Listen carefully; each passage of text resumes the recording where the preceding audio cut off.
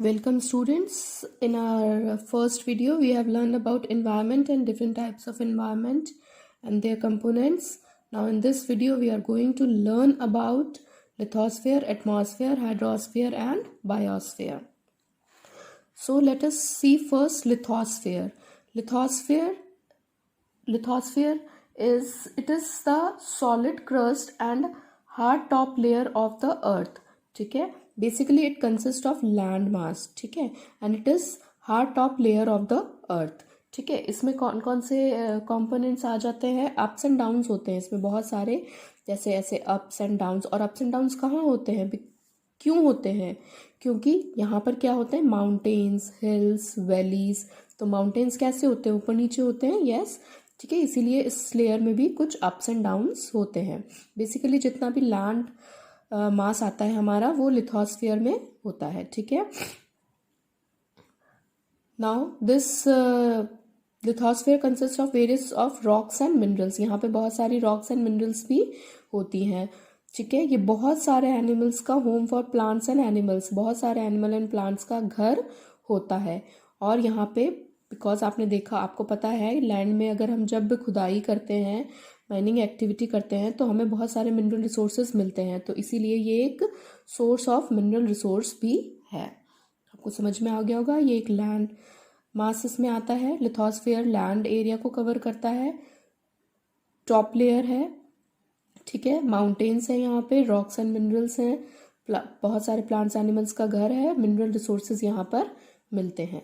Now next is atmosphere. Atmosphere में हम क्या देखते हैं, एयर. क्या देखते हैं, एयर. ठीक है, atmosphere is consist of air. ठीक है, the thin layer of air that surrounds the earth is known as the atmosphere. Thin layer होती है अर्थ की, जो थिन लेयर होती है एयर की, जो कि अर्थ के सराउंड होती है, उसको हम एटमॉस्फेयर कहते हैं.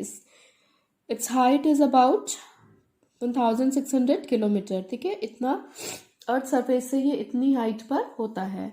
ठीक है, the atmosphere is holded around the earth by it's gravitational force. देखिए यहाँ पर अर्थ, हवा में आपको पता है हमारे अर्थ पर ग्रेविटेशनल फोर्स है, इसीलिए हम लोग वहाँ पर एग्जिस्ट कर पाते हैं. तो यहाँ इस एरिया में भी ग्रेविटेशनल फोर्स हमें मिलता है.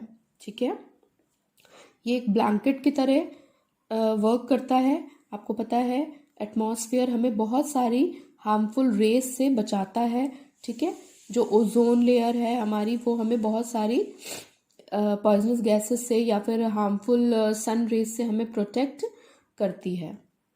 ठीक है, जो कि आज के टाइम में थोड़ी थोड़ी डिप्लीट होती जा रही है. ठीक है, बहुत सारी गैसेस हमें यहाँ पर मिलती हैं, like oxygen, nitrogen, carbon dioxide, neon, ozone.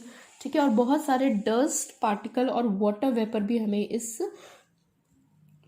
Atmosphere में मिलता है. ठीक है, एटमॉस्फेयर में कोई भी चेंज होता है, any change in the atmosphere result in changes in the climate and weather. ठीक है, कोई भी चेंज एटमॉस्फेयर में अगर होता है तो उसका किस पे असर पड़ता है, हमारे क्लाइमेट और वेदर पर. ठीक है, तो हमारे क्लाइमेट और वेदर भी चेंज हो जाते हैं अगर एटमॉस्फेयर में कोई भी चेंजेस होते हैं. ठीक है, we have here life giving gases.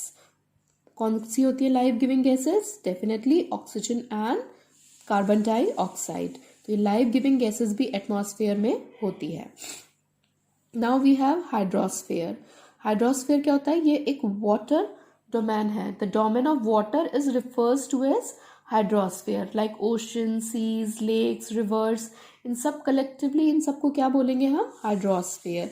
आपको पता है अर्थ का 71% हमारा वाटर से कवर है.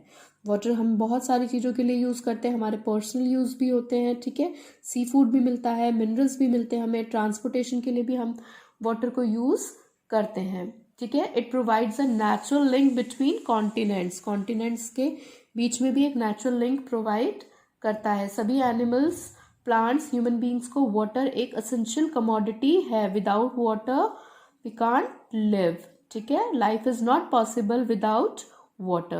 So it is also an important domain of the earth.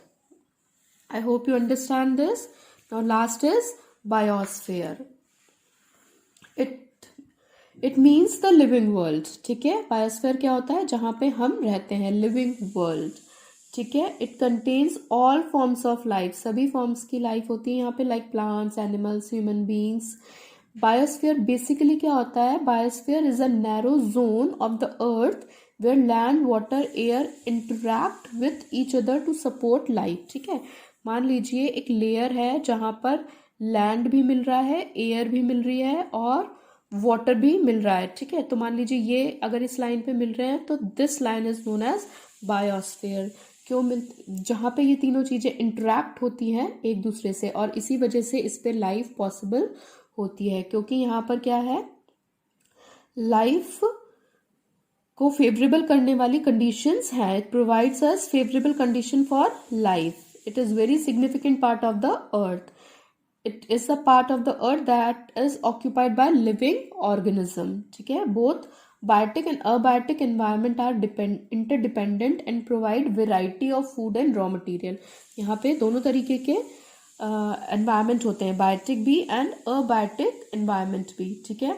और जो यहाँ पर क्या होता है, ह्यूमन बींग्स, एनिमल्स का आपस में जो इंटरेक्शन होता है, ह्यूमन बींग्स का, एनिमल्स का, उनकी सराउंडिंग्स का, ठीक है, वो इसी डोमेन में होता है। इसीलिए यहाँ पे क्या होता है, इको सिस्टम, ठीक है। इको सिस्टम यहाँ पर होता है। इको सिस्टम बेसिकली क्या होता है, the interaction between human beings and their surroundings form an ecosystem, ठीक है।